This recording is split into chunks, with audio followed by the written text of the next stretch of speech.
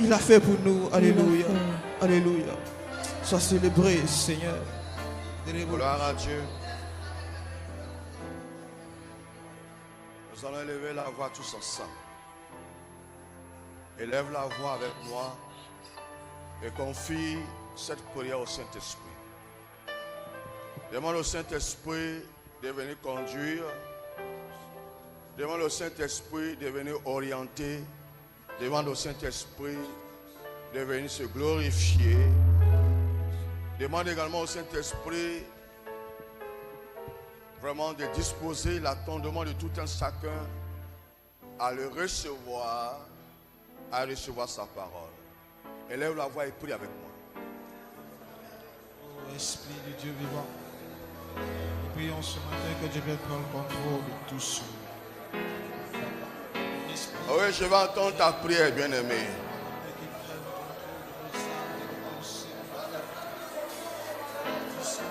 Je vais entendre ta prière, bien-aimé.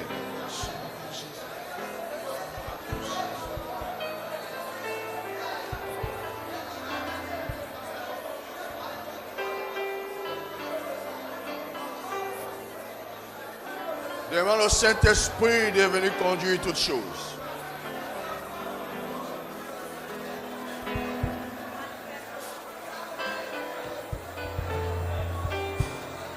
Demande à l'Esprit de Dieu de venir diriger toutes choses.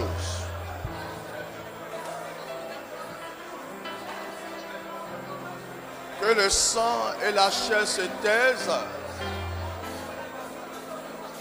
et que l'Esprit de Dieu prenne le contrôle.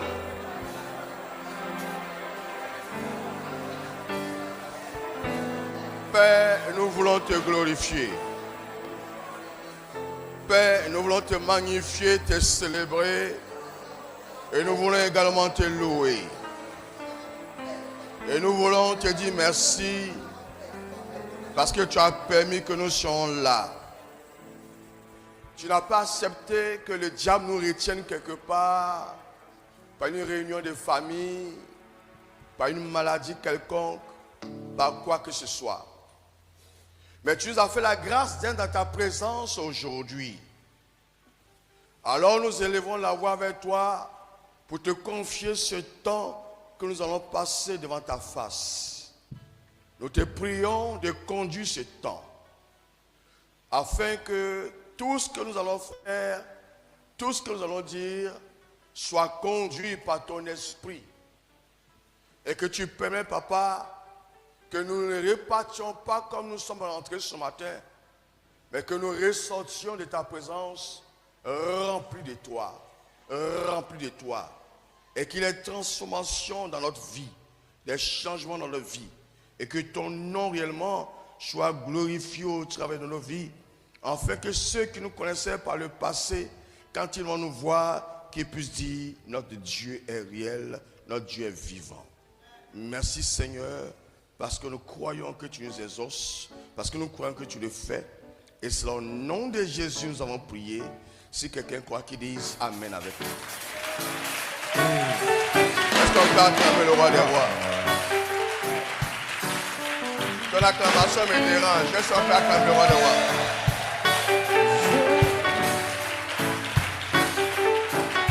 Alléluia. Faut saluer ton frère, faut saluer tes soeurs. Je veux voir ta gloire, Seigneur, je veux voir toute ta gloire.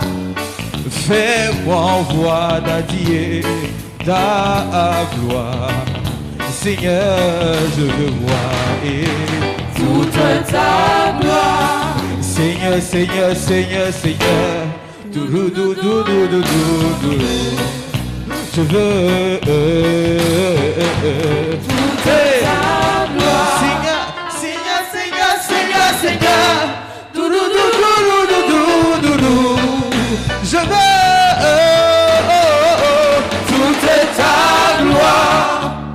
Alléluia. Je vous salue tous dans le nom précieux puissant de notre roi et Seigneur Jésus-Christ Nazareth. Alléluia. Que Dieu vous bénisse. Donc nous allons parler de la Pâque. La Pâque représente le moment où Dieu a décidé de libérer son peuple. Alléluia. Et tout ce qu'il a donné pendant la Pâque est symbolique. Que ce soit l'agneau, c'est symbolique.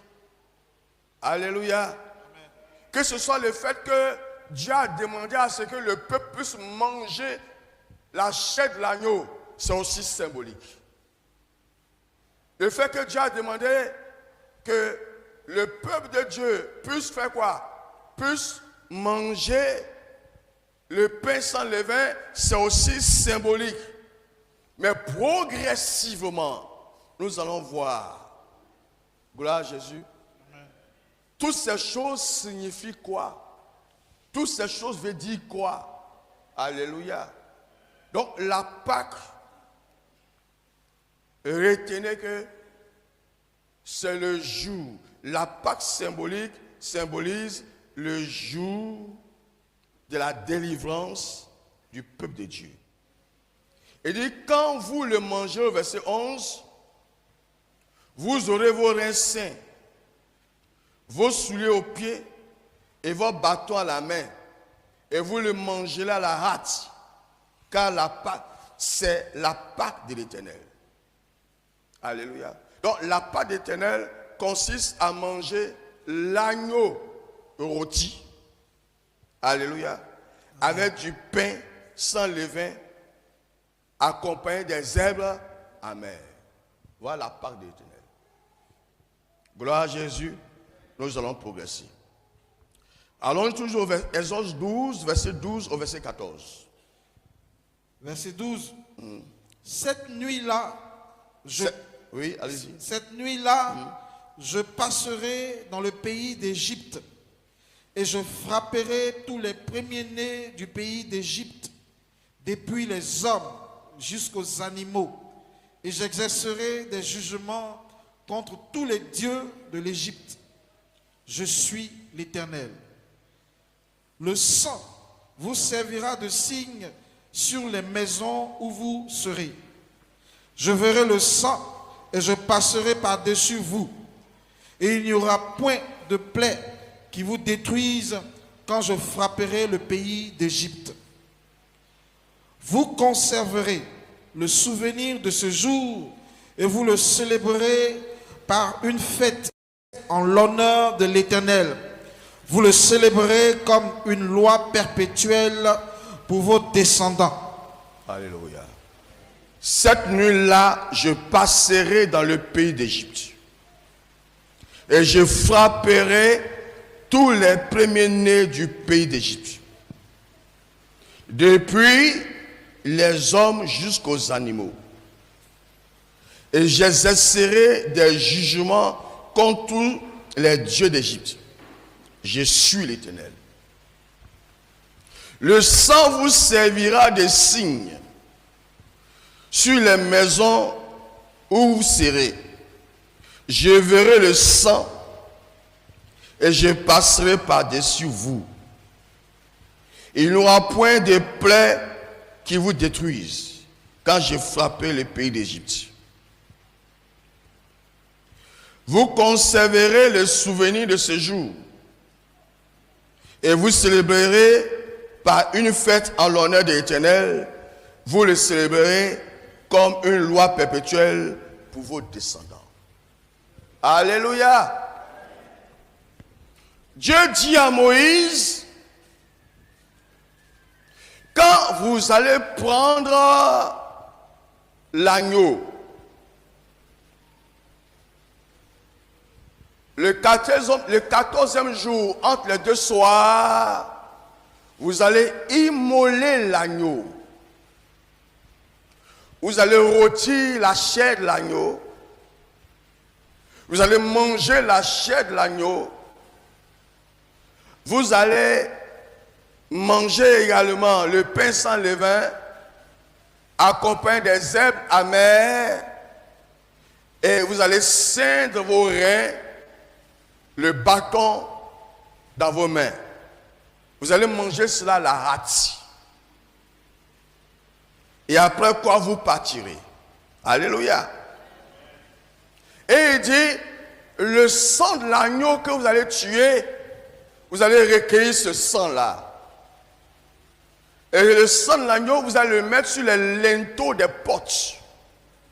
Les linteaux et les poteaux des portes. Alléluia. Les linteaux, c'est ce qui est en haut. Les poteaux, c'est les deux côtés. Alléluia. Vous allez mettre ça sur les linteaux des portes. Parce que cette nuit-là, je vais frapper toute la nation d'Égypte. Il y aura des calamités. Je vais tuer les premiers-nés, depuis les animaux jusqu'aux hommes. Les premiers-nés, c'est-à-dire les premiers enfants, vont mourir. Parce que je passerai dans tout le pays pour exterminer. Alléluia. Mais quand je vais arriver à votre niveau et que je vais voir le sang de l'agneau sur les linteaux de vos portes, je n'entrerai pas chez vous pour détruire. Il n'y aura pas de destruction dans vos maisons si vous mettez le sang de l'agneau sur les linteaux de vos portes. Je passerai au-dessus de vos maisons. Mais j'entrerai dans les maisons où le sang de l'agneau n'a pas été utilisé. Alléluia. Gloire à Jésus. Après avoir dit ça au peuple d'Israël, après avoir dit ça à son peuple, il dit désormais, ce qui vient de se passer aujourd'hui, ou bien ce qui va se passer aujourd'hui, vous allez commémorer cela avec quoi? Une fête. Chaque année, à la même date, vous allez vous rappeler de comment je vous ai fait sortir de l'Égypte et vous allez fêter ça. Gloire à Jésus. Ça sera l'anniversaire de la Pâque. Alléluia. Gloire à Jésus.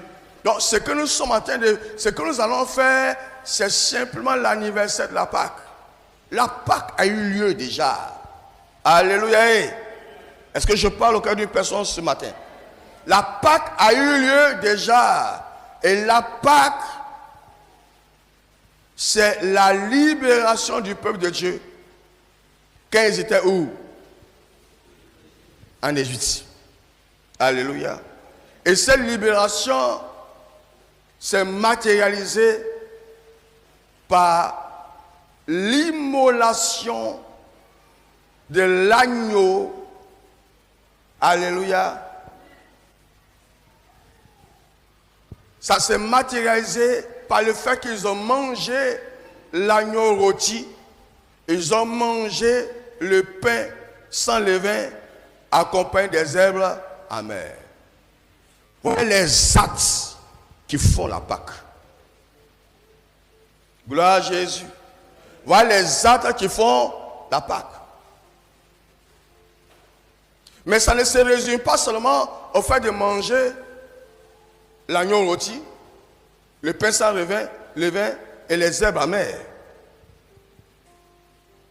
Et ils ont utilisé le sang de l'agneau pour mettre sur les linteaux des portes, afin d'échapper à la calamité, afin d'échapper à l'horreur qui devait se manifester cette nuit-là. Gloire à Jésus. C'est ça la Pâque. Mais progressivement, nous allons voir. Allons-y, Exode 12, verset 21. 21 à 23. Moïse appela tous les anciens d'Israël et leur dit, allez prendre du bétail pour vos familles et immoler la Pâque. Vous prendrez ensuite un bouquet d'hysope. Vous le tremperez dans le sang qui sera dans le bassin et vous toucherez le linteau et les deux poteaux de la porte avec le sang qui sera dans le bassin. Nul de vous ne sortira de sa maison jusqu'au matin, quand l'Éternel passera pour frapper l'Égypte et verra le sang sur le linteau et sur les deux poteaux. L'Éternel passera par-dessus la porte et il ne permettra pas aux destructeurs d'entrer dans vos maisons pour frapper. Alléluia. Parole de l'Éternel. L'Éternel ne permettra pas aux destructeurs d'entrer dans vos maisons pour frapper. Alléluia. Gloire à Jésus. L'Éternel ne permettra pas aux destructeurs d'entrer dans vos maisons pour frapper. Gloire à Dieu.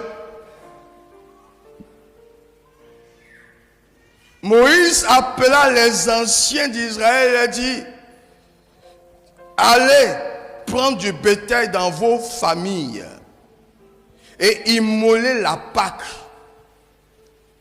Alléluia. Gloire à Jésus. Immoler la Pâque.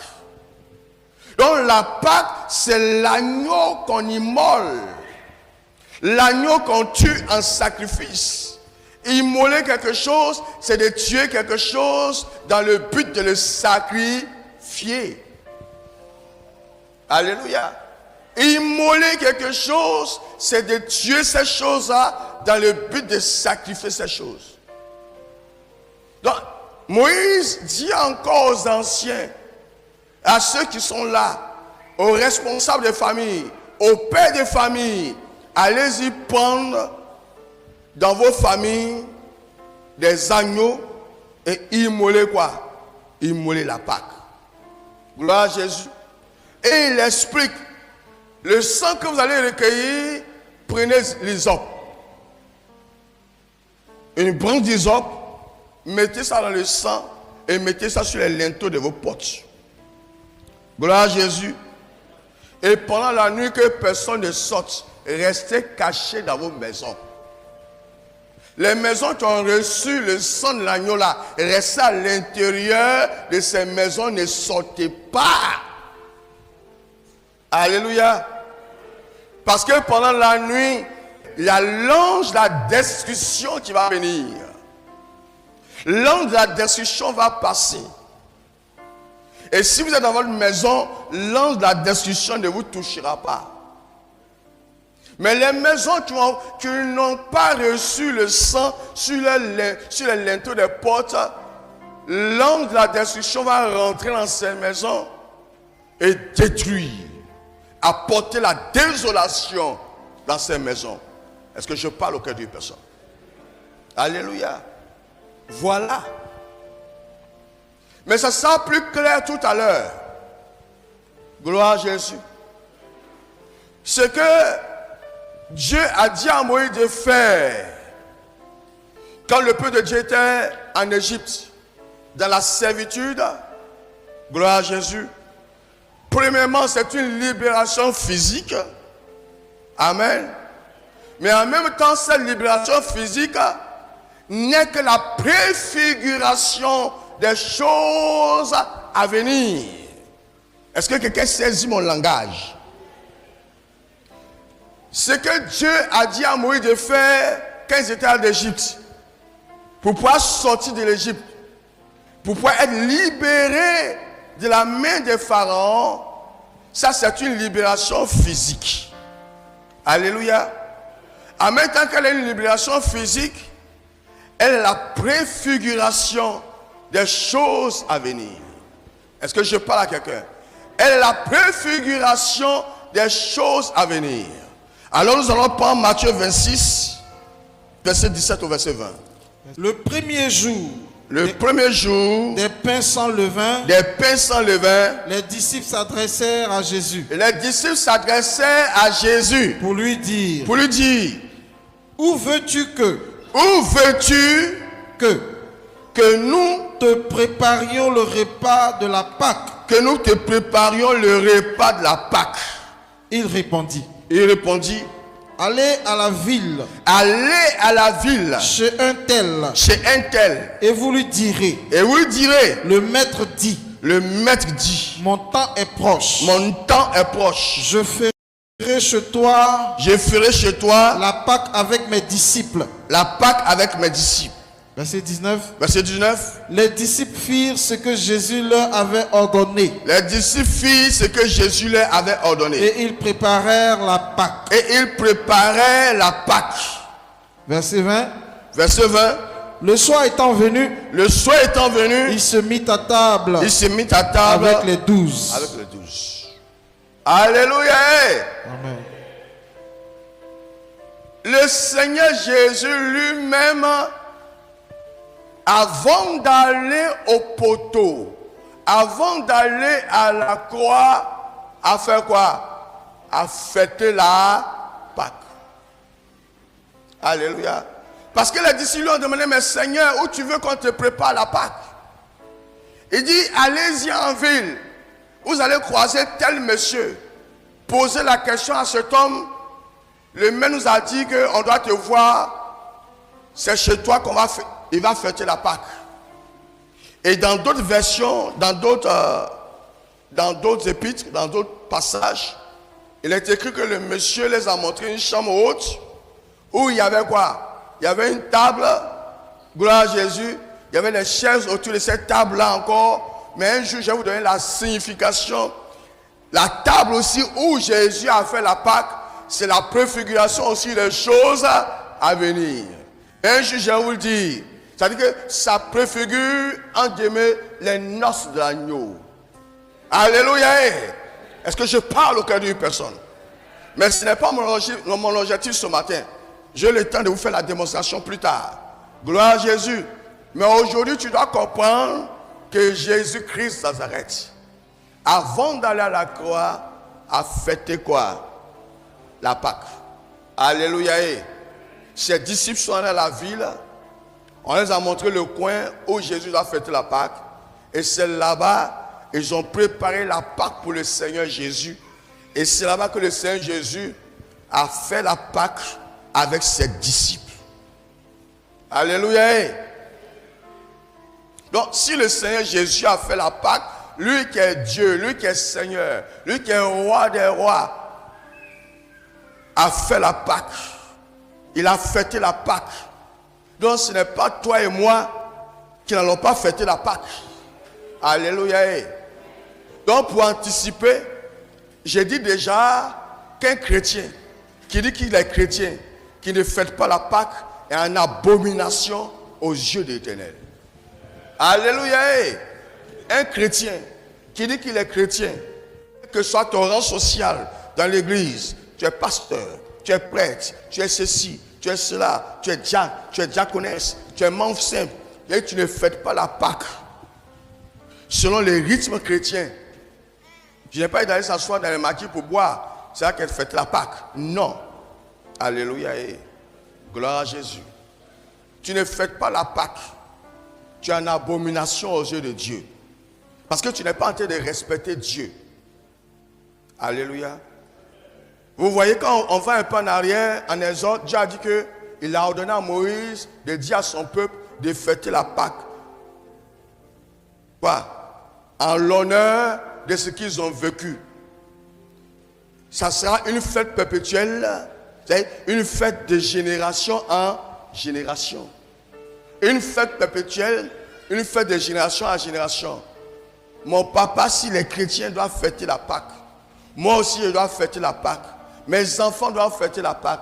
Mes petits-enfants doivent fêter la Pâque. Et cela jusqu'au retour du Seigneur Jésus-Christ de Nazareth. Donc la Pâque, là, ce n'est pas une mince affaire. La Pâque, c'est une recommandation de Dieu. La Pâque, c'est une ordonnance divine. C'est un décret divin qui a été pris. Alléluia. Donc toi, tu ne peux pas te permettre, le jour de la Pâque, voyager, aller t'asseoir au village, sans prier, sans chercher la face de Dieu. Alléluia. Aller danser, quoi, si c'est, comment on appelle ça? Hein? À Congo poussière. Alléluia. Amen. Et puis tu dis, tu es en train de fêter Pâques. Tu n'es pas en train de fêter Pâques. Tu es un abominable. Alléluia. Amen. Est-ce que je parle à ton cœur? Amen. Amen. La Pâque, c'est la fête de Dieu. Donc tous les chrétiens doivent fêter ça. Est-ce que je parle à ton cœur? Amen. Gloire à Jésus, on va poursuivre. Matthieu 26, verset 26 au verset 28. Matthieu 26, verset 26 au verset 28. Pendant qu'il mangeait, Jésus prit du pain. Pendant qu'il mangeait, Jésus prit du pain. Jésus prit du pain. Et après avoir rendu grâce, Et après avoir rendu grâce, il le rompit il le rompit et le donna aux disciples et le donna aux disciples en disant, en disant, prenez, prenez, mangez, mangez, ceci est mon corps. ceci est mon corps. Il prit ensuite une coupe Il prit ensuite une coupe et après avoir rendu grâce, après avoir rendu grâce, il la leur donna il la leur donna en disant, buvez-en tous, buvez-en tous, car ceci est mon sang, car ceci est mon sang, le sang de l'alliance, le sang de l'alliance, qui est répandu pour plusieurs, qui est répandu pour plusieurs, pour la rémission des péchés. pour la rémission des péchés. Alléluia. Alléluia. Est-ce que quelqu'un a commencé à comprendre quelque chose déjà? Amen. Les choses de Dieu sont tout un mystère. Et si tu n'as pas l'Esprit de Dieu, tu ne peux pas comprendre ces choses.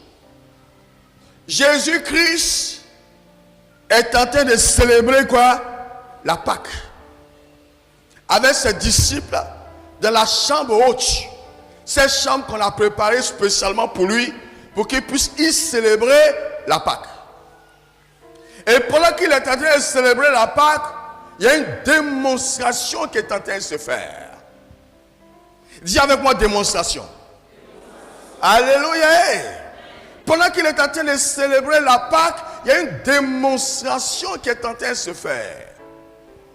Premièrement, Jésus est en train de célébrer la Pâque pour honorer et pour glorifier le nom de son papa.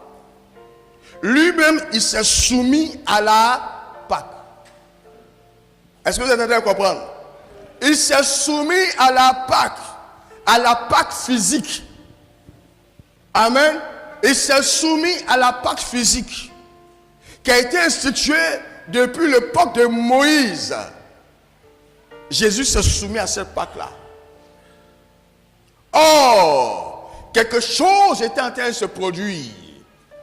Il s'est soumis à la Pâque pendant qu'il était en train de se soumettre à la Pâque qui a été instituée depuis Moïse. En même temps, il introduit une nouvelle Pâque. Est-ce que quelqu'un est en train de comprendre ce que j'enseigne? En même temps, il introduit une nouvelle Pâque. Cette Pâque qui est spirituelle que physique. Il vient d'honorer la Pâque physique, instaurée depuis Moïse, depuis la libération du peuple de Dieu en Égypte. Mais pendant qu'il est en train de respecter et de montrer à tout le monde que lui aussi il est soumis à la Pâque, en fêtant cette Pâque-là, en célébrant cette Pâque, Jésus-Christ était en train d'introduire une autre Pâque. Alléluia. Il était en train d'introduire une autre Pâque. Parce que quand ils ont fini de manger, selon la convenance de ce qui avait été écrit, il prend le pain, il rend grâce et il donne à ses disciples en disant, ceci est mon, mangez-en. Alléluia. Gloire à Jésus. Et il prend la coupe de vin, il lève la coupe de vin, il bénit cette coupe de vin et il donne à ses disciples, buvez-en tous, ceci est mon sang, le sang de l'alliance nouvelle, répandu pour la rémission de tous, des péchés de tous. Est-ce que vous êtes en train de comprendre? Gloire à Jésus. Jésus-Christ de Nazareth venait de sceller, spirituellement parlant, ce qui allait se produire par la suite. Jésus-Christ de Nazareth, en célébrant la Pâque physique, instituée par Dieu depuis le port de Moïse, introduisait en même temps une autre Pâque. Alléluia. Une autre Pâque. Alléluia. Amen. C'est-à-dire que il donnait une autre valeur à la Pâque. Il a remplacé du coup l'agneau animal par lui-même sa personne qui est devenu l'agneau de Dieu. Alléluia. Voilà pourquoi il dit, pendant qu'il mangeait, Jésus prit le pain et après avoir rendu grâce, il le rompit, le donna à ses disciples en disant, prenez, mangez, ceci est mon corps. Il prit ensuite une coupe et après avoir rendu grâce, il les donna en disant, buvez-en tous, car ceci est mon sang, le sang de l'alliance qui est répandu pour plusieurs pour la rémission des péchés. Alléluia. Est-ce que quelqu'un est en train de me suivre? Il dit, ceci est mon sang, le sang de l'alliance qui est répandu pour plusieurs. Mais au moment où Jésus était en train de leur donner le sang pour boire, Jésus n'était pas encore mort. Jésus n'était pas encore crucifié. Est-ce que vous êtes en train de comprendre? Mais il était en train de déjà poser les jalons de la chose. Il était en train de faire quoi? De sceller la chose. C'est ce soir-là, le soir de la Pâque, le jour de la Pâque que Dieu a instituée, c'est ce jour-là que Jésus-Christ a scellé ce qu'il allait faire. Alléluia. C'est ce jour-là que Jésus s'est mis à la place de l'agneau qu'on immole d'habitude. S'il n'était plus l'agneau qu'on immole d'habitude, mais c'était l'agneau de Dieu qui venait de souffrir. Est-ce que quelqu'un est en train de comprendre? Jésus s'était déjà offert